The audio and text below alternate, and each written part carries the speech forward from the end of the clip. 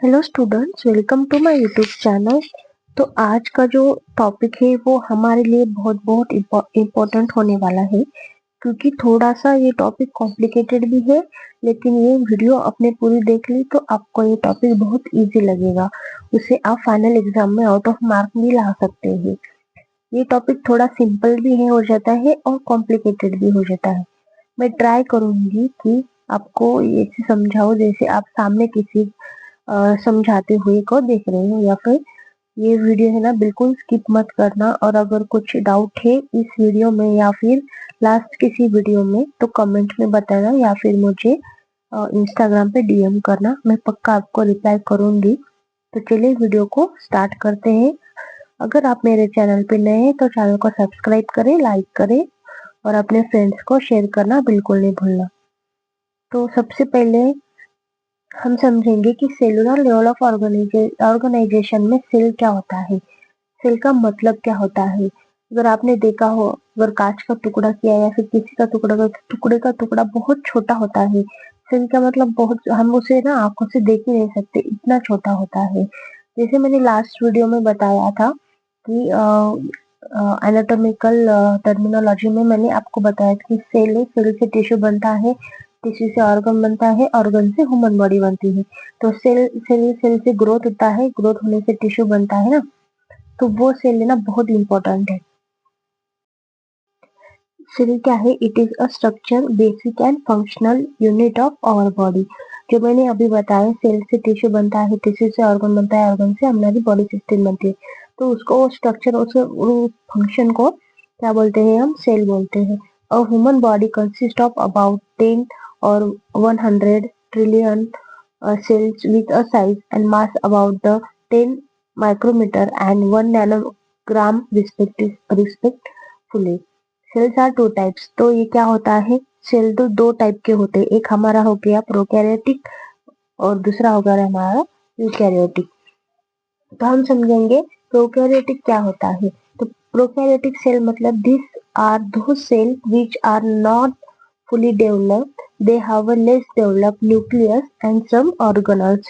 तो इसमें क्या होता है, जो सेल है ना वो फुली डेवलप नहीं हुआ करते हैं, उसे कहते हैं प्रोकैरियोटिक सेल। और वो क्या करता है, मतलब अगर ये सेल है तो उसमें जो है ना, ये सेल है, ये सेल है, अगर वो सेल डेवलप ही नहीं हुआ, उसमें न्यूक्लियस ही नहीं बनेगा या पैराटिस ही नहीं बने, तो उससे क्या होता है कि उसे क्या कहते हैं? हम प्रोकैरियोटिक कहते हैं। और यूकैरियोटिक मतलब ये फुली सेल जो बन जाता है ना, जिसमें एंडोप्लाज्मिक रेटिकुलम में न्यूक्लियस है, गोल्गी apparatus है, ये सारे जो ऑर्गन्स बन जाते हैं ना, उसे क्या कहते हैं? Eukaryotic cell. मतलब क्या होता है, यूकैरियोटिक में क्या होता है? यूकैरियोटिक सेल है ना, ये फुली डेवलप होते हैं और उसके अंदर जो ऑर्गन्स वगैरह है ना, वो सारे डेवलप हो जाते हैं। ये इसके अंदर ये सारे जो ऑर्गन्स होते हैं ना, वो जो डेवलप हो जाते हैं उसे यूकैरियोटिक कहते हैं।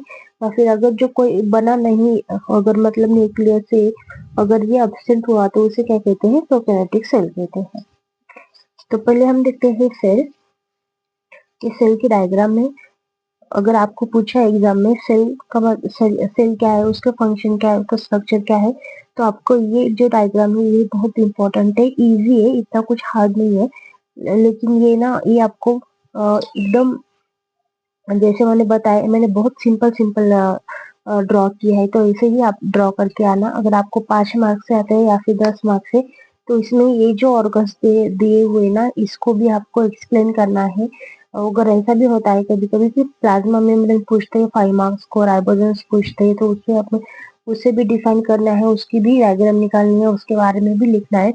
लेकिन अगर सिर्फ सेल आया, स्ट्रक्चर एंड फंक्शन पूछा हमें, तो सेल के बारे में लिखना है, स्ट्रक्चर ऐसे स्ट्रक्चर निकालना है, उसे कौन कौन से ऑर्गन है और उसके बारे में एक एक दो दो लाइन लिख के आना है। और अगर और ये फंक्शंस लिखना है कुछ 2-3। और अगर स्ट्रक्चर के बारे में अगर पूरा पूछा, अगर 10 मार्क को पूछा, तो ये सारे जो ऑर्गन्स है ना उसके बारे में, सबके बारे में आपको लिख के आना है। तो हम देखते हैं सेल क्या होता है।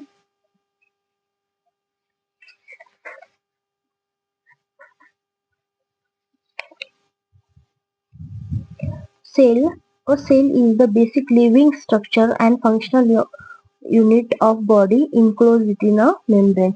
मैंने अभी बताया है ना कि सेल में क्या होता है, सेल ग्रोथ होता है, उससे टिश्यू बनता है, तो वही है जो उसके स्ट्रक्चर एंड फंक्शन जो होते हैं ना, उसे सेल कहते हैं। ये स्ट्रक्चर है, ये बहुत सिंपल है। जो ये फर्स्ट क्या करना है हमें, ये ऐसा प्लाज्मा मेम्ब्रेन ड्रॉ करना है। उसके बाद क्या करना है, ऐसे न्यूक्लियर, उसके अंदर ऐसे छोटा सा न्यूक्लियस ड्रॉ करना है। मैं आपको ड्रॉ करके बताती हूँ कैसा।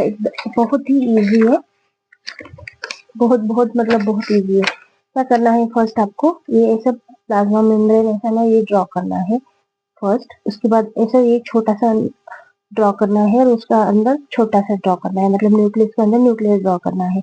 ये हो गया हमारा गोल्गी apparatus। ये ऐसे ऐसे ऐसे, और यहाँ पे जो है ना ये वाला, ये माइटोकॉन्ड्रिया यहाँ पे और यहाँ पे से ड्रॉ कर दिया।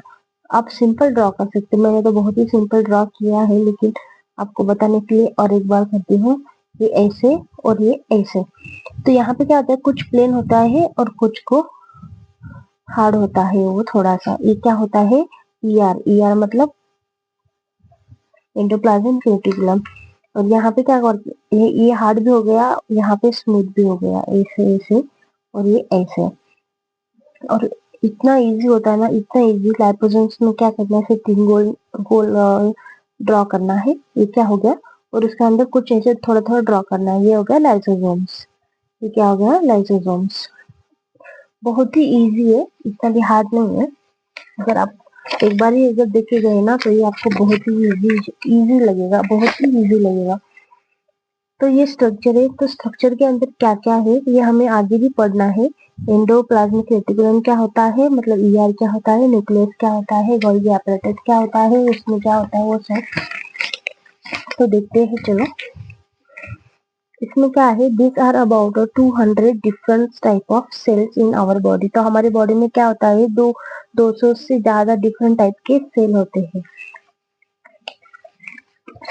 उसके बाद देते हैं हम फंक्शंस।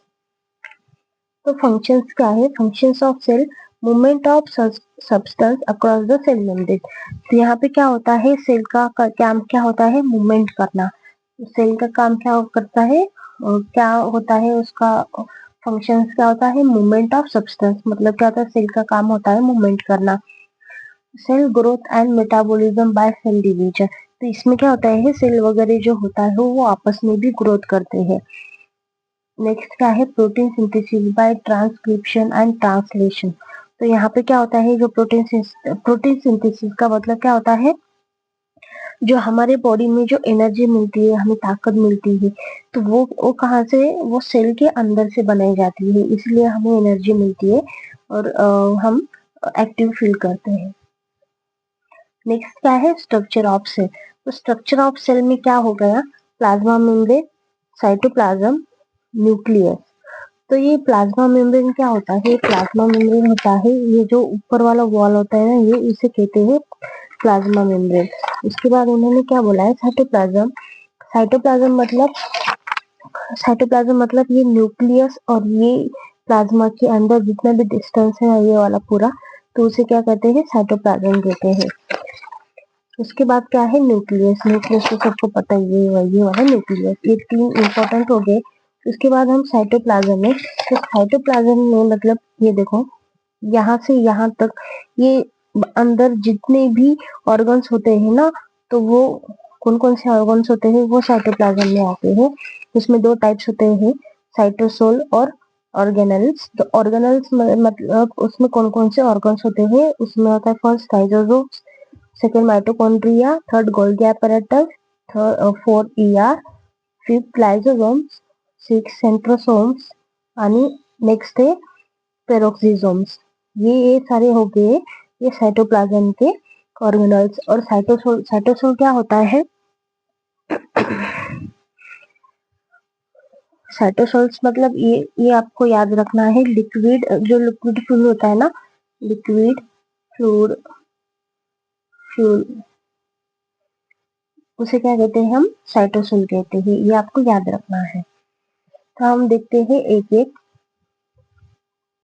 आज का वीडियो बहुत लेंदी हो जाएगा, बहुत ही मतलब बड़ा हो जाएगा, तो हम क्या करेंगे, ये जो प्लाज्मा मेम्ब्रेन, ये जितने भी स्ट्रक्चर्स है ना, उसके अंदर कौन कौन से ऑर्गन्स होते हैं उसके बारे में इन डिटेल पढ़ेंगे। प्लाज्मा मेम्ब्रेन क्या होता है, उसके फंक्शन क्या होता है, स्ट्रक्चर क्या होता है, ऐसे डायग्राम, ये सब हम इन डिटेल पढ़ेंगे।